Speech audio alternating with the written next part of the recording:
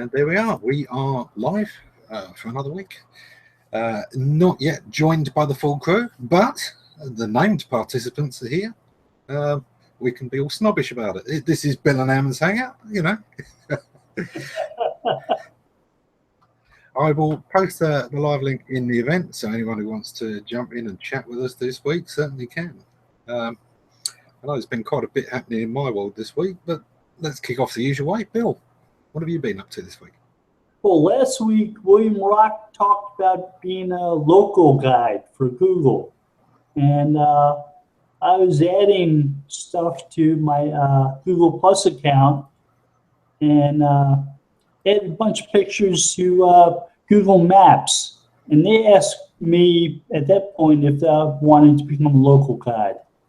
So I said, yeah, sure. And I started doing some of the stuff that you do to become a local guide.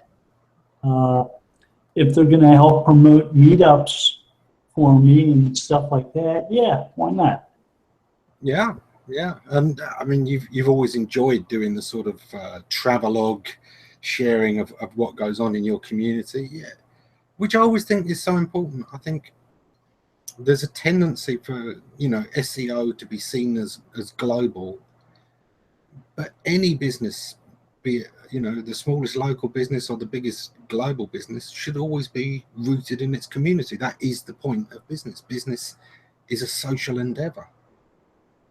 Absolutely. I visited 2 places I'd call museums last weekend. One's a heritage museum for this area, and they include some stuff that became history about 50 years ago, which isn't all that long in time. Something to be historical, but you know, the first fire truck to be in the area, things like that. Kind of neat to see that stuff. Yeah. And then I went to a rancho. That was a Spanish ranch, and made me feel like I was in a Western movie. You know, the ranchers versus the, I'm not sure who they took on. Who did they take on? Well, it was often the Indians. Maybe you should be, you know, campaigning more against offshore SEOs. It does sometimes seem like in our industry the cowboys are the Indians, but also the Filipinos. And, although, you know, that is just a joke, because some of the worst stuff I see is, sadly, from the US and from the UK and all over. You know, there's still so many myths in our industry, and anybody can be misinformed. And people keep on publishing it, no matter how misled they are. We were talking about this earlier on Facebook, about an article in TechCrunch about rank brain. And I'm just staggered by the misinformation in that article. Yeah, I can only think that at some time they've read a piece about Google Brain, you know, which is the big artificial intelligence program that goes back a few years, and somehow conflated that with rank brain, which is just one application of machine learning, because it was on a wild ride, wasn't it? The author read an article by there's a best-selling book on artificial intelligence out right now, and there was a quote from that book in the middle of that article, which seems to me that he read the book and decided he'd try to apply rank brain to it, even though what he was talking about had nothing to do with what the people from Google said rank brain did. Yeah, unfortunately. Hey Arno, hey Fab, how you doing? Hey. Hello. So, the article we were reading, I mean, one of the things is, all of these things, talking about the singularity, talking about artificial intelligence, talking about technology generally, we see so many people mention Moore's law when they obviously don't know Moore's law. They know the common bit of it that everyone speaks about, which is, you know, that every 2 years was the original, you know, memory capacity doubles. That was basically it. Transistors doubling in capacity every 2 years. Mm-hmm. But he didn't predict that to go past today anyway. He originally said about 20 years, and that was said in the 70s. And it has dropped off, and there was an important corollary to it, an addendum, Moore's second law, also known as Rock's law, which says that at a slightly slower pace, the cost to make each next jump doubles every 6 years. So obviously, at a certain point, you know, this isn't infinite memory expansion, because at some point, the cost of the next expansion is more than the entire resources of the world. Because theoretics loves the idea of, you know, infinity. Mathematicians love the concept of infinity, but it doesn't exist in reality. And the way I always try and explain this to people is, look, it's based on a theory of relativity. And relativity is E equals mc squared. C is the speed of light. The speed of light was important because up until then they had thought that, you know, speed is speed and you can always go faster, but nothing goes faster than the speed of light, was what Einstein observed. So that whole thing of the relationship between energy and matter is linked to the thing that the speed of light is finite. It's a universal finite amount. Electrons cannot go faster than the speed of light. The only way to get things faster past a given point is to make the distance smaller so that light speed can, you know, work faster, which is the way most transistors work today. But it's not going to go there. And I always say, look, if you believe in infinity, drop a bottle. Before it can hit the floor, it's got to go halfway. Before it can get to the floor from there, it's got to go halfway. Before it can go to the floor from there, it's got to go halfway. If infinity existed, it could never hit the floor, because there would be infinite halfway points. There'd never be halfway points. So, you know, at some point, the universe always compensates for infinity. It doesn't exist. There is no such thing. There is always finite distances, finite speeds, finite everything. But that's scientists for you. But of course, we do see a lot of stuff about Moore's law generally in any part of, you know, the technology industry and SEO, without that understanding that, you know, it's only one part. The second part is that costs double too. Oh, we're joined by a pussycat. Hey Terry, how you doing? Okay, been better.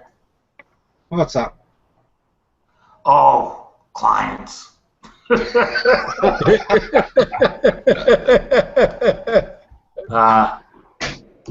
Yeah, nothing worse than working with a developer who, third world, doesn't answer questions, just reverses all my work and doesn't explain. It's okay, paid by the hour, don't care. Exactly, isn't it? You know, as long as you keep track of the changes you make and record them, if he undoes them, oh yeah, yeah, you get paid again to put them back. Yeah. yep. So, how's your week been, Terry? Apart from that, what have you been up to this week? Apart from head desking? One of the things that I like doing is figuring out indexing problems. You know, got to think like the spider, right? Yep. And I found on a site I found where someone had one of the very first links on the homepage, it redirects back to the homepage. Yeah. So I realized it was a crawling loop, and that's what I'm trying to fix. And it's kind of like I lost a little more hair this week. let's face it, the vast majority of sites out there though do link back to the homepage, because there's so many sites where site-wide the banner links to the homepage. Site-wide, even on the homepage. So it's not a thing that spiders should stumble over, because it is just so widespread. Yeah, but what they did was they pointed it at a directory, and because that directory was the home page of it was the same as the home page, to get rid of what I believe they were trying to do was get rid of the duplicate content, and so they 301 to the home page. Right.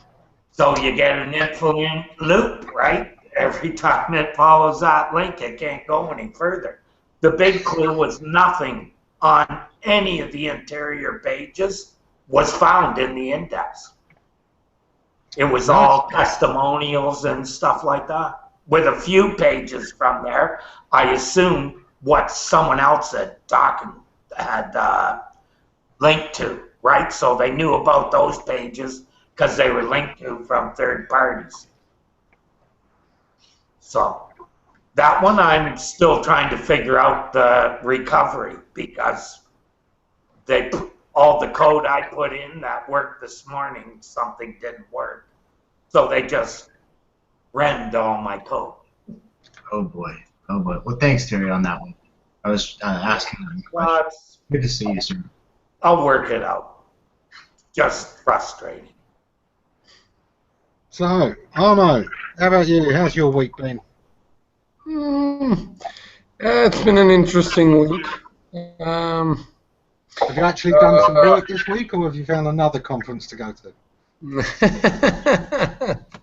No, I did manage to scoop a ticket for Brighton SEO, so I'm going to go there. No more conferences for me. My wife wouldn't let me. Unlucky for me. I missed out on pitching for the next one. Apparently, it's already fully done. But I did reach out to Kelvin about doing the one after that, so a year's time. In October, but in April. But you'll be there for the pub, won't you? Well, no, I'll be speaking.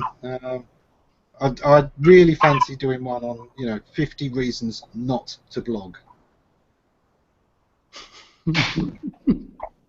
Because there's so much SEO advice out there that's default. Oh, you've got to have a blog, and 9 times out of 10, it's wrong. They don't have to have a blog. They have to have content. Well, that's the whole point I'm making. Because some clients come to me and they say, well, I've been blogging for a while, but it just doesn't add up. And then I look at the pieces that they put up, and they're decent content, but not exceptional. And then I say, well, if you're trying to sell a tool, who's going to read your blog? Reach out for the audience, make them read it, if it's proper content. And then you'll build up authority and everything. But people just don't get it. Well, I'd like to see a talk like that. Yeah, I must admit, those are the only kind of talks that I like to do these days. Is to sort of look at the let's call it conventional wisdom and challenge it.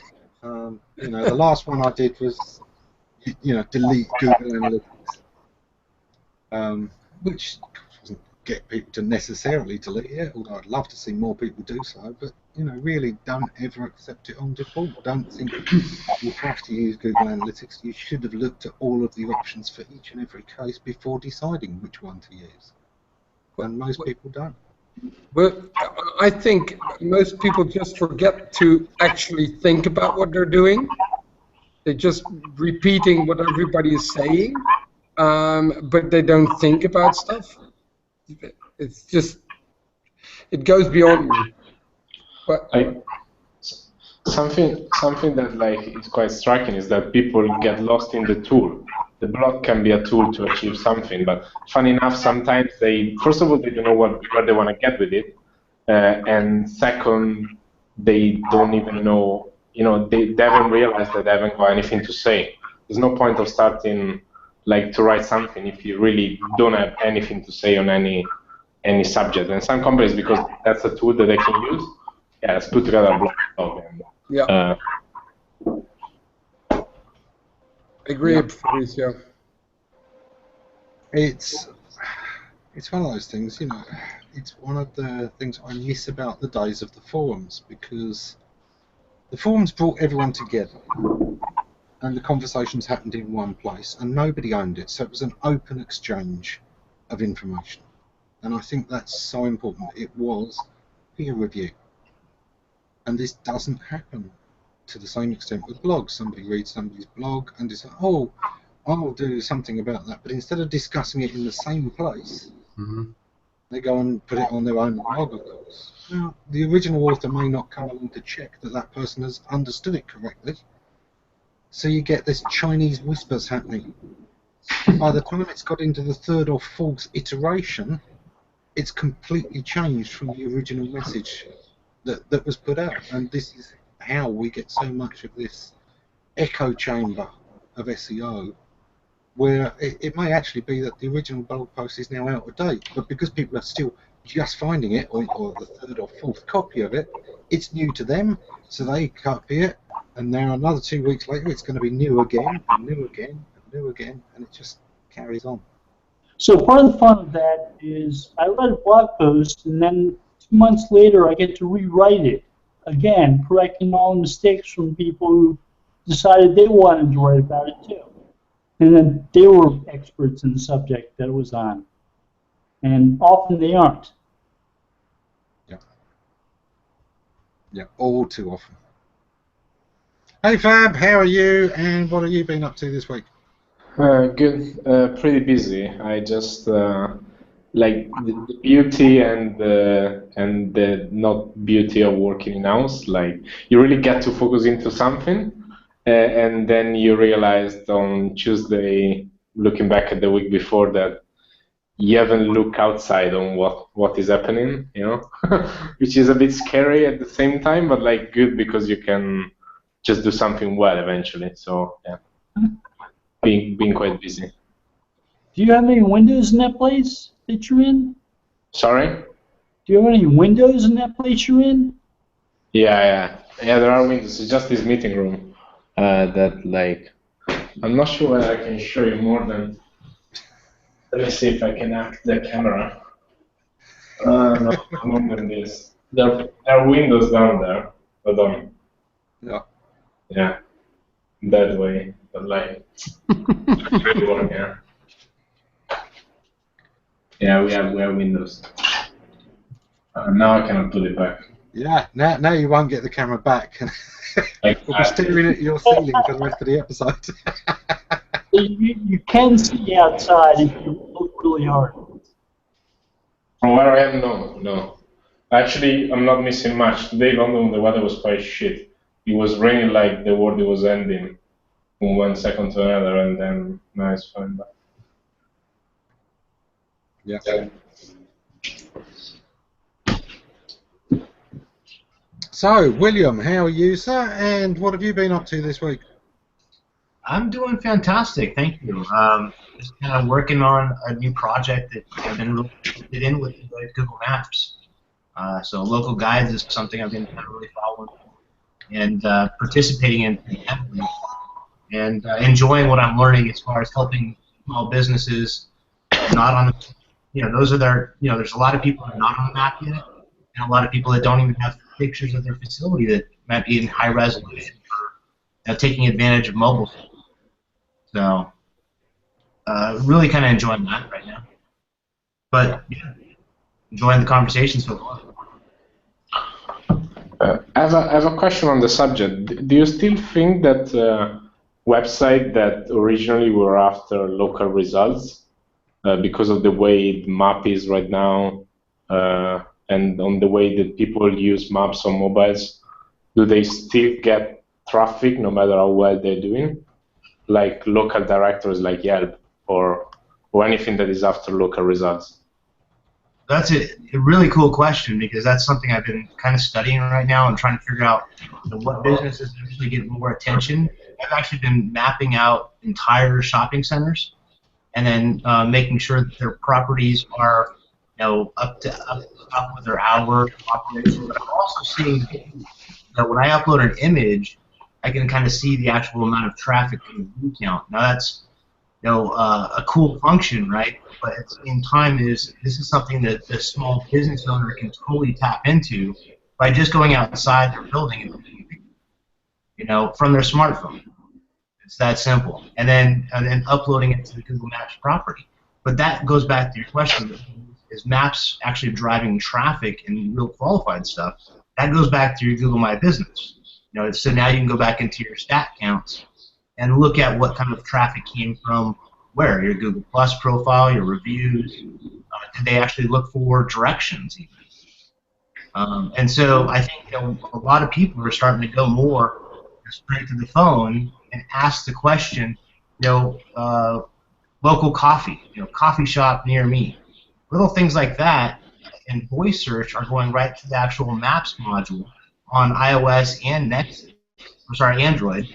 So I think consistently we're looking at a trend that's going to continue, but looking at what those view counts actually contribute to is kind of neat to see. Some small businesses got like through the roof views, but you would have never known that because they were behind a corner of a different store. Everybody locally knows about them, and so without knowing that, now they've got an opportunity to claim their listing and get more control as a small business owner, and then tap into that traffic you're just asking about. And sometimes it really helps as business if you help promote businesses near you. I had a place I lived at where there were a bunch of antique shops, and in the foyers of those antique shops, they kept maps that showed the locations of all the other antique shops in the area. And what that did was it gave people reason to come to that location and spend the whole day shopping, going from one place to another. And they knew what types of things the other shops specialized in. So if somebody had questions about them, they could tell them. And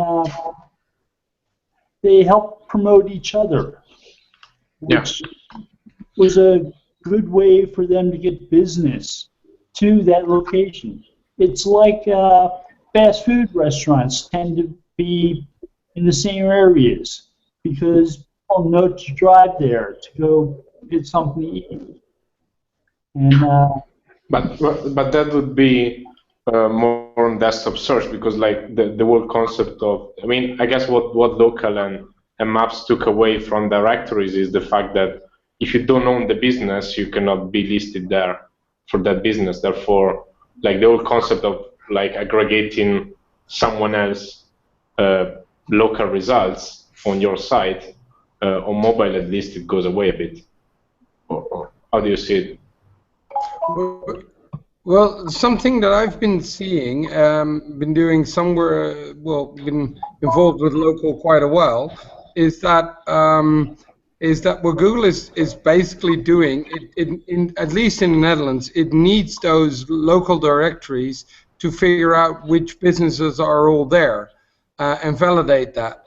I see a lot of unclaimed Maps listings, like really a lot. But if you claim them and if you just stand out just a little bit, and I've been measuring the traffic that comes in by UTM tagging the URL. So you put in the URL in the Google My Business, and then you'll be able to see what amount, because normally it's organic traffic, but then suddenly it's Google Maps traffic, and you can actually see that Google has been pushing it for in spikes. So they're rolling out a test, and then you get a shitload of results, you get a lot of traffic, and then it's back down, and they're constantly working on what fits the user request best, in my opinion. Michael Shane David was saying that Google Tag Manager is very important to Maps and mobile. It certainly is important. I'd still say that views are quite important, but of course, more than anything else, local citations still. You know, links are still such an important part of Google's algorithms, all of them, including local. Well, your phone numbers, it's so important to, well, I use the Nap Hunter plugin, and I just put in the old phone numbers. You just ask for them. What are your old phone numbers? They most cases can't come up with them. And just do a few searches, get that fixed, and it's absolutely beautiful for your maps ranking.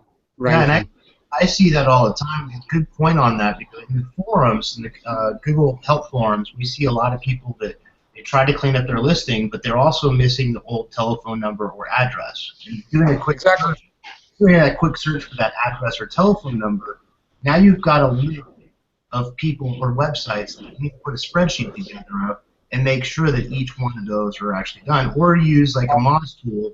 You know, Moz Local allows you to go and do that. Sorry, don't agree on the citations, having to have the proper NAP. Here's the solution that I found for it. I put schema on every page on the website. No problem after that. So, yeah, that's cool to know, though. The major directories, basically the yellow pages here in Canada, they get scraped by everybody, and they had our name wrong for the company. And so we tried to change it. Took us a year and a half because Yellow Pages doesn't even own the data, apparently. Yeah.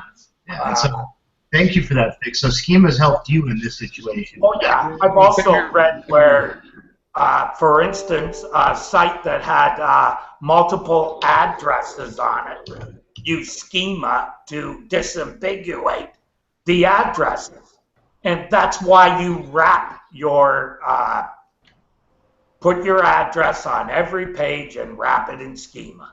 Yeah, very simple. and it's not Terry. It's not only the address. What's really interesting is you can also put in a service area. And when you do that with geo coordinates, that's absolutely beautiful. Yeah, but how do you know, the service areas, I haven't looked into that part of it yet. That's part of local business, right? It's also really useful to local use business, schema. but you can also do it in schema. Yeah, in schema, it's very important that you can choose between. Usually, there's 3 or 4 different numbers for any company.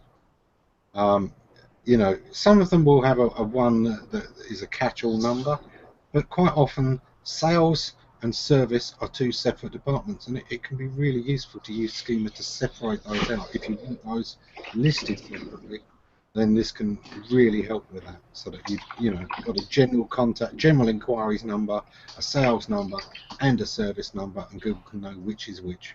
You can actually do the numbers in schema as well and show that there are 3 different numbers. Exactly, and how they relate to each other and which one means what. Exactly. Yep. So You do that, you make an answer box when you ask for something like name of business and then customer service, or name of business sales. And having an answer box with that phone number in it is helpful. Yep. Mm-hmm. It's funny how many businesses never think to optimize at all for the phrase, how do I contact their company name, customer support? Hey, the pizza company I use has their phone number in the meta tag, so when I want to call them, I just go to Google, do a search on the name, and there's the phone number. Yeah. But of course, as we get towards voice search, those whole things are going to become more and more important, and it's time to start thinking about those and how you structure that data now, because voice search is going to be... What I really, Ammon, one of the things I noticed here in the Netherlands is with the whole service area stuff. So one of my clients has a service area and was actually highlighted in the map. I mean, that's pretty awesome. You just get extra real estate just straight in the SERP. where you stand out, because your location is inside and it will show the whole service area. So it might have been a test, but I was really impressed. It was like, oh wow, because then they said, well, you're in the service area, so that's probably your best one. Yeah. And for larger companies, don't forget that another one of those important numbers is their HR department, because people will want to know how to get hold of you, to see what jobs are around, to apply for jobs, and having that information easily accessible. They don't necessarily want to go through customer support just to be able to talk to HR. Funny enough, we have we are an online money transfer provider, but like if you Google certain location in London, you have the office address, so people can come to interviews and things like that. And sometimes we have customer popping in with money and asking if we can transfer it from the office, which is something that doesn't really happen. In that case, you have them creating an account and explain them, you can do it online. And just make 2 terminals, Fab. Just create 2 terminals downstairs. Luckily, it's not something that happens as often. Like the goal is to, we're probably going to get fired if we don't manage to get them online, and they will come into walk-in rather than... Yeah. You'll have to keep an eye out now, because now that you've put this out there on video on the internet, there'll be a man standing outside your offices offering to set up accounts for people. Offer their money. Competitors putting a stall in front of our office trying to... Yeah. Could be. You never know. Aidan says that he's going to try out Schema on a project today. Yeah, absolutely. Aidan, his stuff is absolutely brilliant when you want to be completely sure that the data you're putting out is unequivocally understood by search engines. I don't believe in Schema necessarily for optimization. There's a lot of people who jump on it in the same way they jumped on authorship. Oh, it could be extra views. It could be. But that's not really what it's for. What it's for is training the machine learning of tomorrow to be able to recognize this stuff much better.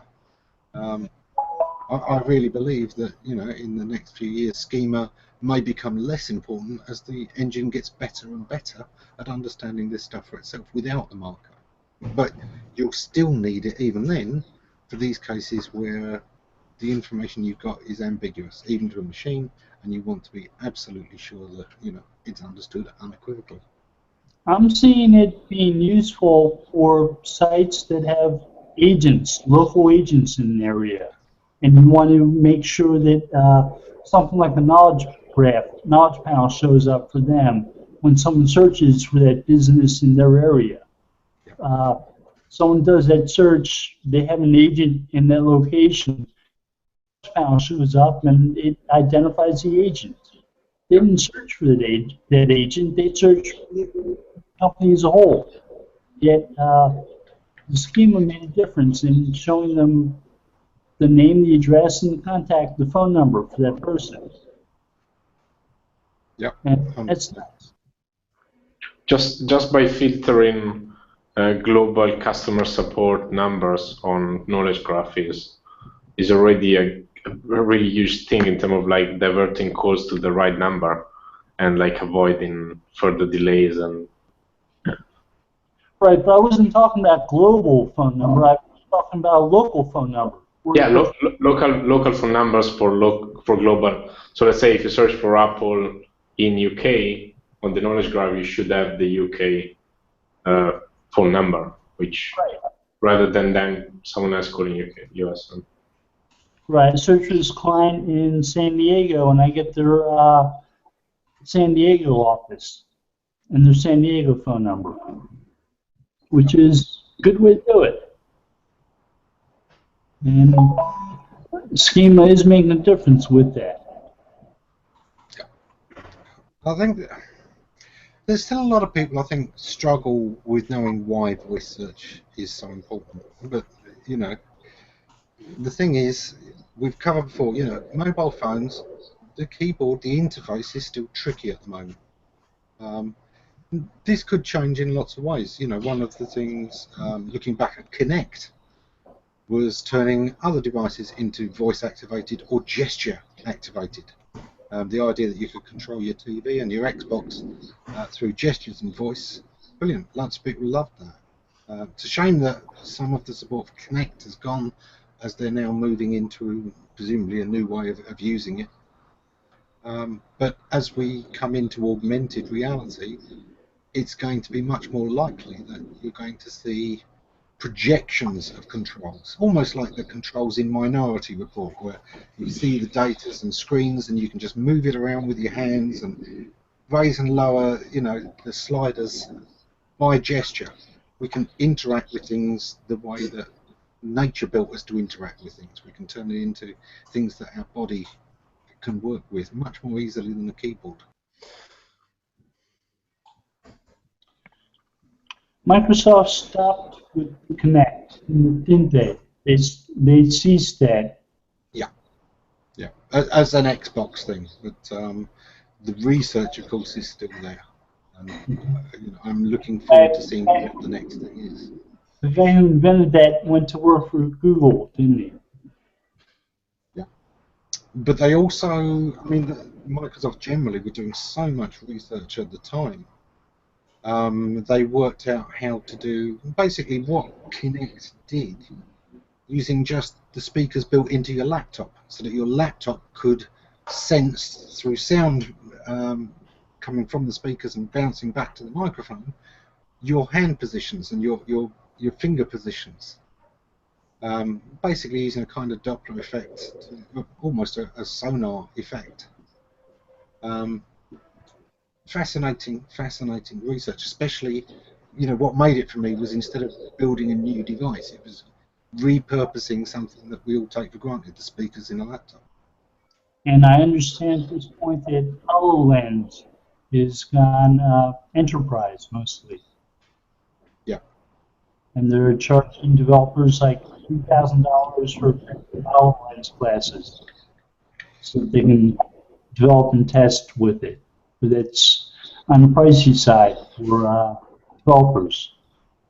It's going to be so important. I mean, nobody can have missed the amount of buzz and hype about, you know, the latest virtual reality goggles. All of the goggles sets out there at the moment, you know, you can't really miss adverts and talk about them. But of course, that's what you see. The other part of that is being able to sense your movements, because you can see this thing and tie what you do to what you see, so that you get feedback. We don't seem to hear very much about that side of things, about how you control what you can see.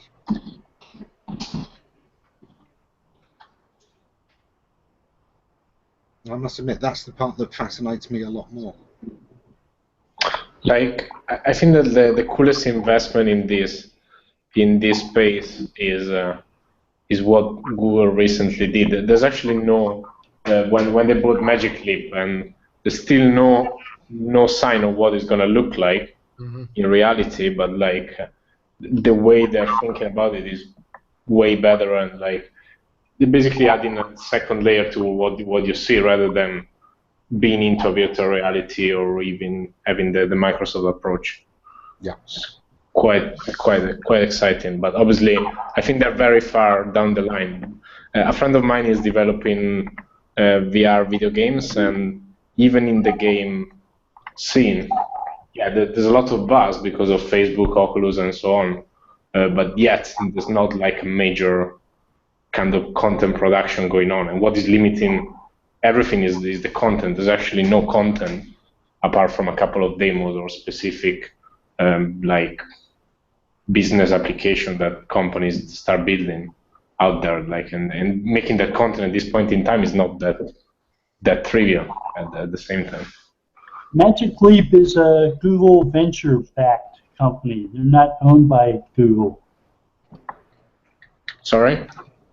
So Magic Leap is backed by Google Ventures. They're not owned by Google. They're still their own company. Yeah, Google have been investing in it, bankrolling it, but they don't own it. They don't have control. Yeah, I think it's, well, not Google own, as part of, like, I guess, Alphabet. They have put money into that. Yeah. Yeah, it's ventures that put money in, but even then, they don't own it. They've certainly got a good stake in it, and they're certainly very interested. And as are we all, I think, augmented reality is something we're all interested in. And of course, that is another way of looking at the interface, because Magic Leap does have to be aware of its surroundings so that it can interact the data into the world you see. It has to be able to see that world with you, and therefore it can see your motions and it can see what you're doing and it can interact with that. That's what makes Magic Leap so special. Yeah. And actually, I guess that I've been tried 2 times VR. Motion sickness is the main kind of downside of, like, and even for people to develop content, it's pretty challenging because they always have to look after what they can do that is cool, but that will make you feel sick after a couple of minutes, which is kind of... It can be disorienting. Fabrizio, have you been looking at Microsoft HoloLens? Because I think what I've seen from it, it's a different approach, but I quite like it. No, I haven't tested it. Like, I mainly tried Oculus, Gear VR, all the kind of Oculus stuff more than... Yeah. No. It's been very interesting watching the various companies take their shots, to place their money, place their bets, and let the wheel spin a bit, because it's still very early on. We've got no idea what will be the final format, but by all going in different directions, they will learn faster. They will be able to borrow from each other, and that's ultimately what drives technology. Right. I'm excited by all the personal assistants that are out there. Yeah. Same here. Cortina, Google Now, Google. It's interesting that none of the companies, maybe Apple, but none of the other companies seem to think that they're enough. We know that Google has brought out a new one to work with Duo and it's chat Allo, was it? Yeah.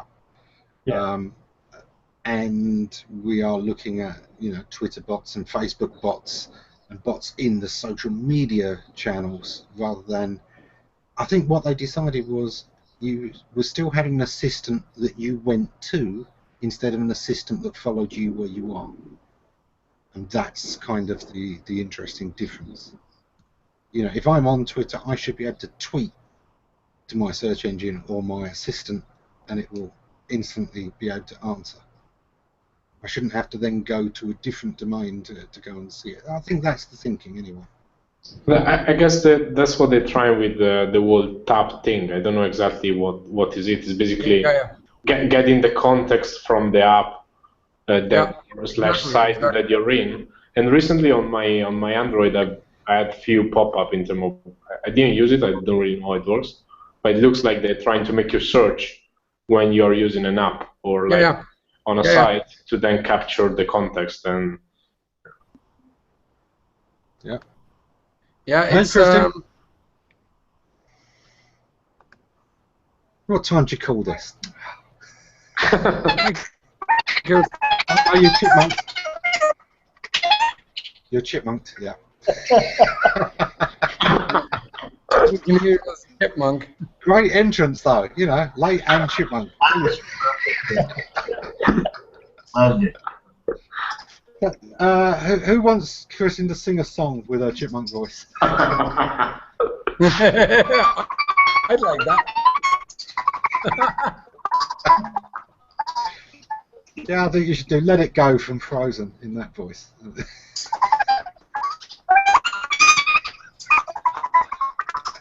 Yeah, maybe not. Maybe not.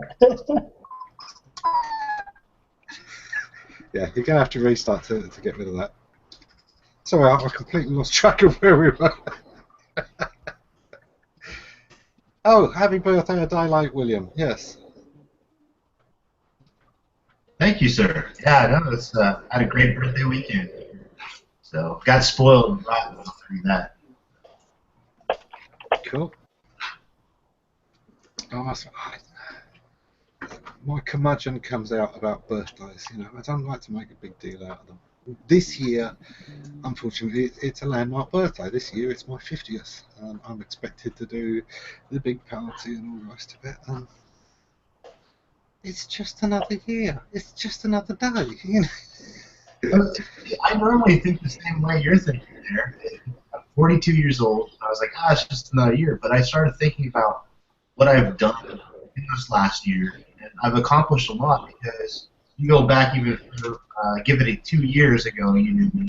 And I was in a lot of chronic pain, you know, and I'm actually walking anywhere from 10 to 15,000 steps a day. That's insane. I just wore out a pair of shoes. I didn't think I could do that, you know, instead of going into a wheelchair. So a year ago, or 2 years ago, I was supposed to be in a wheelchair. Now I'm walking 6 miles a day and wearing shoes out. Come on, you know, and coming back and being able to teach what I love to do. And that's the internet marketing. You know, being able to show how easy it is and how hard it is at the same time. I'll tell you what, that's a question I probably haven't asked people enough. If you weren't doing SEO, what do you think you'd be doing now instead? Bill? Why did I think you were going to ask me that? I'd still rather be doing SEO. Yeah, but if SEO just hadn't worked out as a career, you know, it had never taken off, businesses weren't interested in it, what would you probably have moved on to? I'd probably work for the library. Yeah, not bad. I got this terrible feeling I'd probably still be doing sales and marketing somewhere else. I'd be doing, you know, the real world sales and marketing. But I'd like to think that I might have gone into teaching because I've always loved to teach. Arno? Well, for me, it would be teaching and, well, probably being a cook. That's my second passion, or my first passion, whatever you call it. So a combination of that probably, because that's experimenting, figuring out stuff. That's pretty much what we all do, I guess. So there you go. Your perfect job is cookery teacher. Yeah. Guess so. Guess so. Fab. Specialty barbecue then. An idea. I'm actually can I reverse the question, because like I didn't thought about it yet, but I started doing chemistry, or like studying chemistry, and now I ended up doing SEO. So probably if I reverse it, SEO is the answer to what I've done before, you know. but I haven't got the answer for after. Like I don't. Right, I know quite a few people who got into this career after going to university, doing various sciences, actually. I knew a lot of people who were off-put by their experiences in academia in learning science because they felt that, you know, they'd gone into science because they loved fact, and then they found out how much politics there is in academia and who you've studied with, who co-authors or signs your thesis can make a massive difference to its acceptance, and it put a lot of people off science. I know quite a few people who came into this career because they'd actually been completely put off science, which is a real shame. Terry, I know you've already done the cooking. What would you be doing if not SEO? Not much, really. Days, it's all work, no play. Watch a bit of Netflix, that's it. But I was talking to a friend, and we were discussing how easy it would be to do a cooking show. 2 cameras would do it really easy. One above, one from the side, and you're good to go. So we're thinking about that. She knows a commercial kitchen. Well, looks like she may be. It's a chef that I used to work with. She's thinking of opening her own business. So. There's a chef here on G+, Chef Dennis Litley, who uses a 2-camera setup. He's got a wireless mouse to switch between them, so he doesn't have to go over to a keyboard to swap around. Yeah. But he does this live on Hangouts, and it's really interesting stuff. He also goes out and does restaurant reviews, which ties it in with the local community. Yeah. And, I think that's what my friend's going to do. She was very talented. I never understood why she went into insurance sales, of all things. Money. Yeah, really. As young people, we've got all these passions, and then the real world turns up with bills, and we end up drifting into whatever's going to. Oh, it was definitely financials that got her going down that path, I'm sure. Another thing is the commitment, because especially when you're young and your friend go out and you have to spend your weekends, nights doing something, unless you're really passionate. I had a friend of mine who started that career, but then at the end that was a bit too much. Like, you have to basically give up social life for a while, at least until you get to a point where you have a good setup. Yeah, when I was a chef, I went in and worked for free just to work with the chef. One-on-one, right? That's how you learn. They don't show the secrets unless you show them, so that's the trick. It's funny looking at young people today, and my kids are still quite young. So my lad, he's got his head screwed on. He wants to be an engineer. He's already planning to go to university in Germany. His birthday present this year, he asked for an English-German dictionary so he can start learning German. He's 11. He's already planning ahead. Oh, wow. And I fully support that. It is something I suggested to him, that he would really enjoy engineering years ago. And I do think it's one of those careers that people kind of miss out on these days. Yeah, it takes a lot of study, but it's one hell of a career. It's always going to be interesting, and there are so many different fields within engineering. Yeah. So I'm hoping he does that. The daughter, who's a year older, I think she wants to be a YouTube celebrity, and I kind of point out to her, there's a lot of these people posting away on YouTube and doing this video blogging, and 99.9% of them make no money.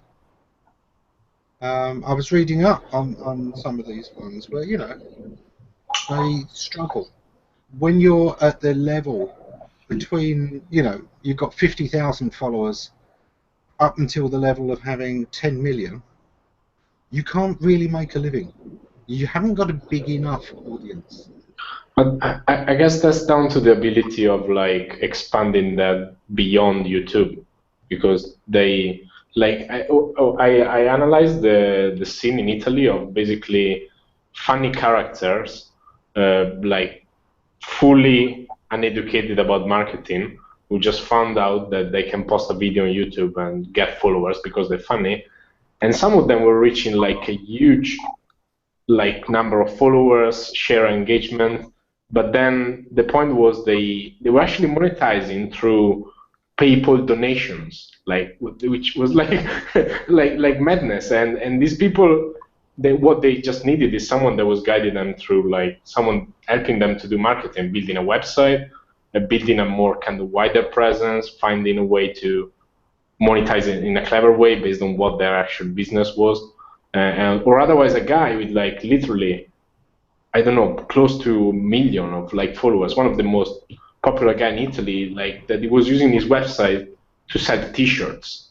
Yeah. Literally, that was his way to monetize that crazy amount of followers selling T-shirts. And well, this is the thing, and that's exactly the kind of level where it's still not enough. I mean, if you think like an advertiser, I can put ads on the radio or I can put ads on the TV. Am I going to think much of a channel that reaches an audience of 1 million? No.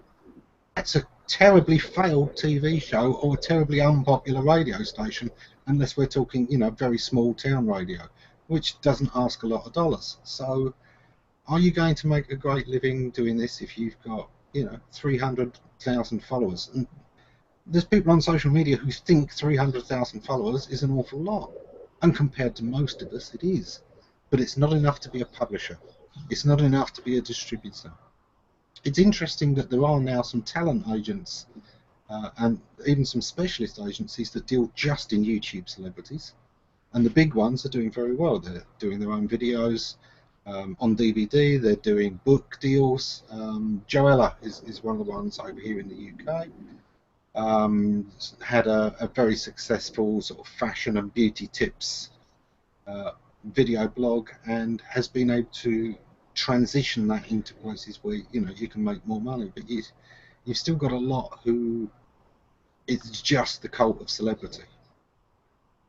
It's like those ones you were talking about, Fab. I'm funny, I get lots of views. Right, but who and how, and is it the right kind? And I do think a lot of these people do need to wake up to business realities a little bit more. It's very easy to think, oh, I've got 1 million followers, I've made it.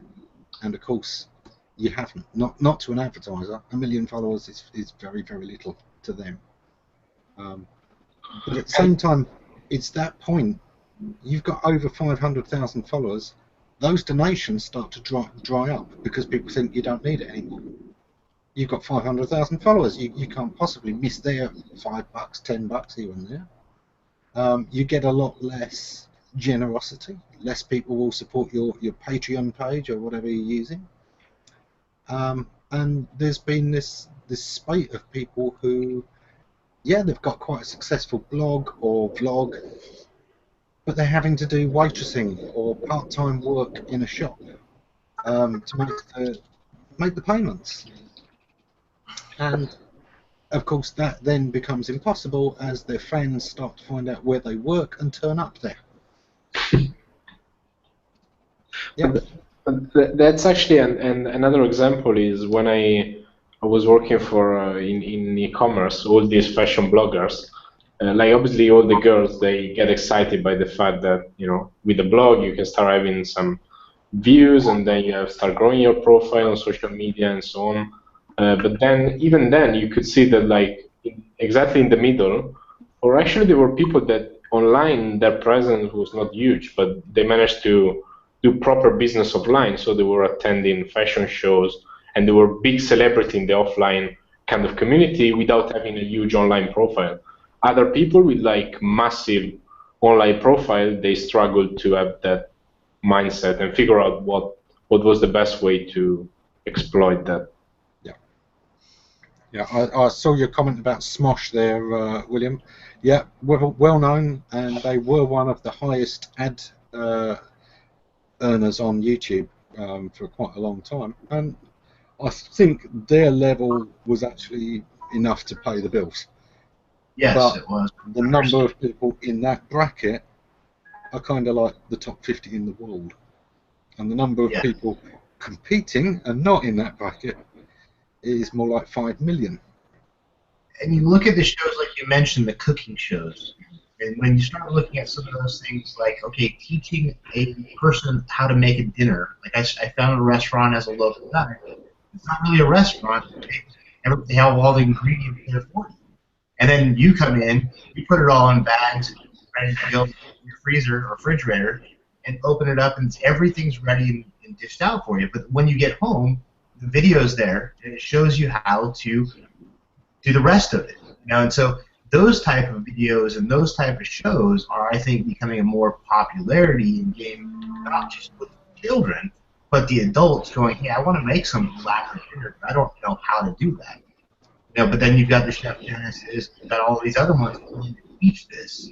And it's just a matter of watching it, subscribing to it, and now your numbers kind of go up. But at the same time, it goes back to the engagement. You know, like Smosh, they had the engagement, people were going crazy over it. You know, they would ask for one little thing, and they would get that in the show. It's like, oh, send me a potato. And people were sending them potatoes. problem with the earliest YouTube successes were primarily the beauty tips and the comedy sketches, and for a long time they were all in the roost. But of course, what overtook them was the gamers. And the reason for that is that a gamer can live stream. He doesn't have to write material. A comedy show is, you know, built on its material, and it takes time. It takes time to come up with that sketch and to make it funny. So if you're lucky, you can record 1, maybe 2 brief skits a week. You're not going to do 1 or 2 a day, whereas a gamer, of course, can, if they want to, do 5 videos per day.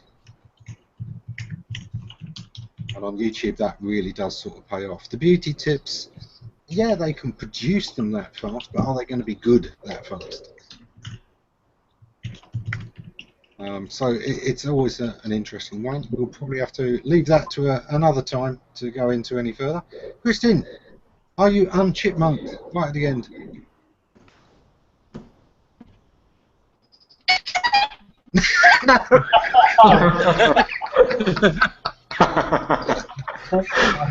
It's amazing. That's all we have time for. All we have time for this week. We are at time. We will probably carry on in the green room laughing at Kristin for a little while. Thanks everyone for joining us, and see you again next week. Cheers. Bye. Thanks.